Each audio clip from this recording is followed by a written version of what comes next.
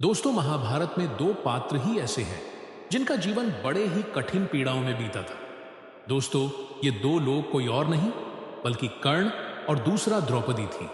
कर्ण जो हमेशा सूत पुत्र और अपने वचनों की मर्यादाओं में बांधा रहा, तो वही द्रौपदी अपने चरित्र पर हुए अपमान की ज्वाला में पल पल जलती रही। दोस्तों, महाभारत की कथा में द्रौपदी का चीरहरण एक ऐसा पल था जिसने पूरे हस्तिनापुर को झकझोर कर रख दिया था। लेकिन दोस्तों, चीर हरण के बाद द्रौपदी ने ऐसा क्या महसूस किया था कि वो उसी समय कर्ण से मिलने गई जिसने उन्हें अपमानित किया था। वही कर्ण जिसने अग्निसुधा द्रौपदी को भरी कुरु राजसभा में वैश्या तक कह डाला था। इतना सब कुछ हो जाने के बाद भी आखिर द्रौपदी कर्ण से मिलने अकेले उसके शिविर में क्यों गई? दोस्तों, ये जानने के लिए वीडियो को अंत तक जरूर देखें। कौरवों की कुरु राजसभा में जहां चारों तरफ सन्नाटा और मौन पसरा हुआ था, तो कुरु राजसभा जहां धर्मराज युधिष्ठिर ने द्रौपदी को दांव पर लगा दिया था, वहां न तो कोई धर्म ऊंचा था और न ही कोई न्याय। वह कुरु राजसभा जहां एक नारी को भरी सभा में उसके चरित्र पर प्रश्न चिन्ह लगाकर उसे वस्तु बना दिया गया। क्या आप महसूस कर सकते हैं एक स्त्री के उस अपमान को, जब राजाओं और धर्मगुरुओं से भरी राज्यसभा में कोई उसकी रक्षा के लिए खड़ा नहीं हुआ था? मित्रों, चीर हरण के समय जब द्रौपदी को घसीटकर कुरु राज्य सभा में लाया गया, उसकी पांचों पति मौन थे। भीष्म मौन थे, गुरु द्रोण मौन थे, महाराज विदुर मौन थे, परंतु वहीं पर एक व्यक्ति था जो मौन नहीं था, जो आग में घी डालने का काम कर रहा था। वह था सूर्यपुत्र कर्ण। कर्ण ने न केवल द्रौपदी के 5 पतियों को नीचा दिखाया, बल्कि उसे वैश्या कहकर ऐसा अपमानित किया कि जिसे सहना किसी भी स्त्री के लिए कठिन था। इतना ही नहीं, जब दुशासन ने द्रौपदी के वस्त्र को खींचा, तब भी कर्ण मौन नहीं रहा। वह हर पल दुशासन को उकसाता रहा। लेकिन वर्षों बाद जब महाभारत का युद्ध होना लगभग तय हो गया, तब एक अकल्पनीय घटना घटी। द्रौपदी ने स्वयं श्री कृष्ण से आग्रह कर एक बार कर्ण से अकेले मिलने की अनुमति मांगी। कृष्ण ने पहले उसे रोका और कहा, जिसने तुम्हें अपमानित किया उसके पास क्यों जाना चाहती हो? परंतु द्रौपदी ने कहा, हे माधव, मेरे हृदय में कुछ ऐसे प्रश्न हैं जिनके उत्तर सिर्फ कर्ण दे सकता है।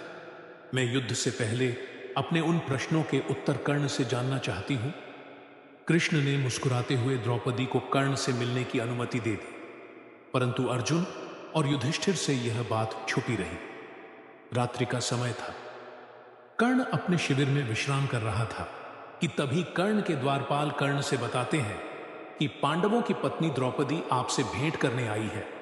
यह सुनकर कर्ण चौंक गया। कर्ण ने शिविर में प्रवेश कर चुकी द्रौपदी का स्वागत किया। कर्ण के चेहरे पर न घृणा थी और न क्रोध था। उसके चेहरे पर था तो केवल पश्चाताप। द्रौपदी ने सीधे कर्ण की आंखों में देखा और पूछा, कर्ण, क्या तुमने उस दिन मुझे वैश्या कहा था? क्या स्त्री का मान इतना छोटा होता है? कर्ण का गला रुंध गया और उसने कहा, द्रौपदी, अगर उस दिन तुमने मेरे आत्मसम्मान को ठुकराया ना होता, तो शायद मैं वह शब्द कभी ना कहता। मैं आज भी वह अपमान नहीं भूला। उस दिन मैंने जो किया, जो बोला, वह मेरा क्रोध नहीं, मेरी पीड़ा थी, मेरा आहत अभिमान था। यह सुन द्रौपदी ने कर्ण से पूछा, कारण? अगर मैं उस दिन स्वयंवर में तुम्हें अनाथ न कहती, क्या आज सब कुछ अलग होता? कर्ण की आंखें भर आईं। उसने कहा, हां, शायद यह युद्ध भी ना होता। शायद मैं कभी धर्म के पद पर न जाता है। शायद तुम मेरी पत्नी होती और मैं वह होता जो तुम्हारे सम्मान की रक्षा करता। द्रौपदी मौन रही। फिर उसने कर्ण से एक और प्रश्न पूछा, क्या अब भी तुम मुझे उसी नजर से देखते हो? कर्ण ने उत्तर दिया, नहीं, अब मैं तुम्हें अपराध बोध की नजर से देखता हूं। हे द्रौपदी, मैंने तुम्हें जितना अपमानित किया, उतनी ही मेरी आत्मा जली है। द्रौपदी की आंखों में जल भर आया। वह बोली, तुम्हें पता है कर्ण, जब कृष्ण ने मुझे बताया कि तुम भी कुंती के पुत्र हो, तब मैंने अपने सभी घाव भुला दिए थे और मैंने यह भी सोचा था कि यदि मेरी मर्यादा की रक्षा 5 पांडव न कर सके, तो शायद तुम कर सकते थे। शायद मेरे रक्षक तुम भी हो सकते थे। कर्ण यह सुनकर स्तब्ध रह गया। उसने पूछा, तो क्या तुम मुझे स्वीकार कर सकती थी? द्रौपदी बोली, यदि समय ने मुझे यह अवसर पहले दिया होता और तुम सत्य से स्वयं को दूर न रखते तो हां, मैं तुम्हारी भी हो सकती थी। यह कहते कहते द्रौपदी की आंखें भर आईं।